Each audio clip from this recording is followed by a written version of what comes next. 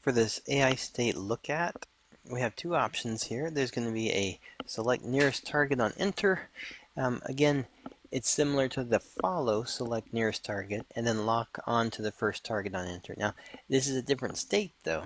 So if you have this one, this is basically, think of it, if this was like the, say we'll use this smaller guy over here.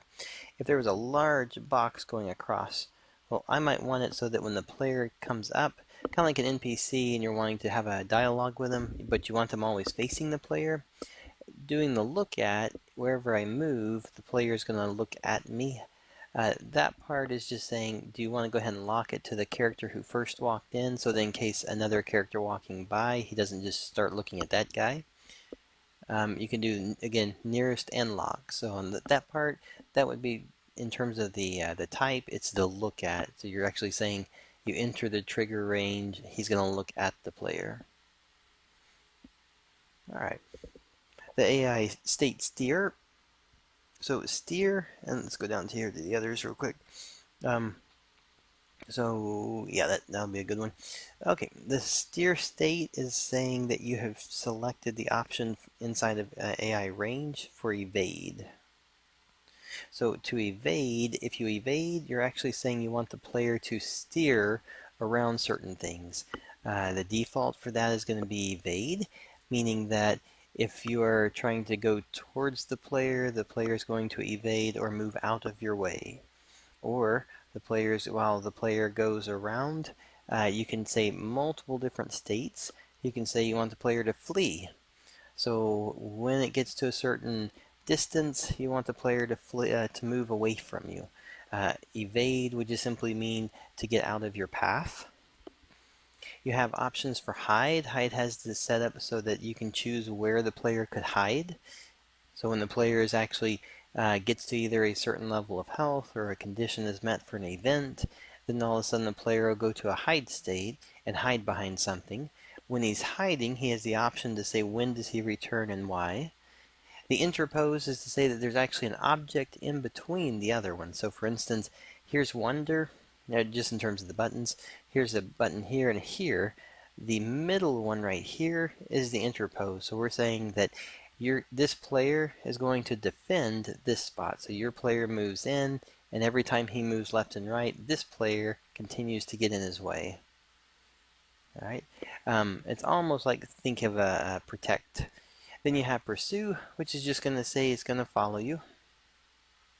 And then wander, if you have a scene set up, the player is going to be shooting out raycast, little lines to actually check where it can and can't go.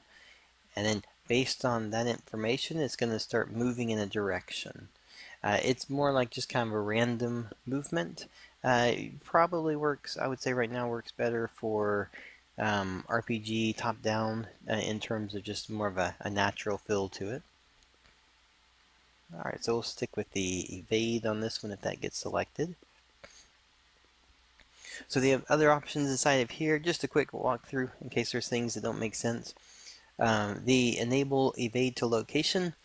This is going to be targets, meaning that you can actually say with your brushes where you want the player to go. You can be very specific with it. That way, in case you want your enemy, when you hit it for a certain amount, and then it enables his evade, and he actually goes to a specific spot. You can have it where he's actually looking at the location being that he can either be looking where he's going, or opposite, he can be looking where he's come from. So either way, especially if you have a weapon, you may want to have a one or the other in terms of the kind of the gameplay side of it.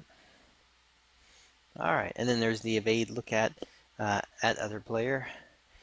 Alright, and that again, that's going to be looking at the player that was within the box that triggered the evade state.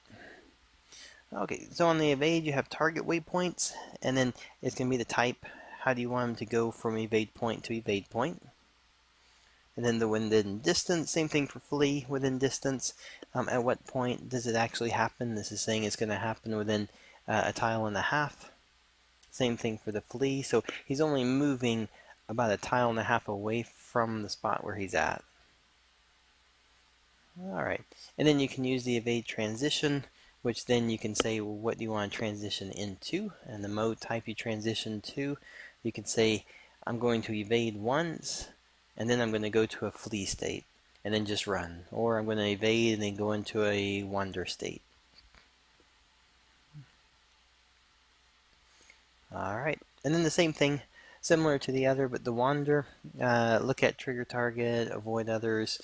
This is just saying that as you wander around, there is a radius around the character. He's just going to walk around trying to find spots where he can go, and then move in that direction. Alright, so those are basically all the options for the steer state. Again, be sure that to take a look at the other videos so you can see it in action inside the Build a Game editor, and have a more solid idea of how all the parts and pieces work, and then come back into here, tweak your variables for your AI.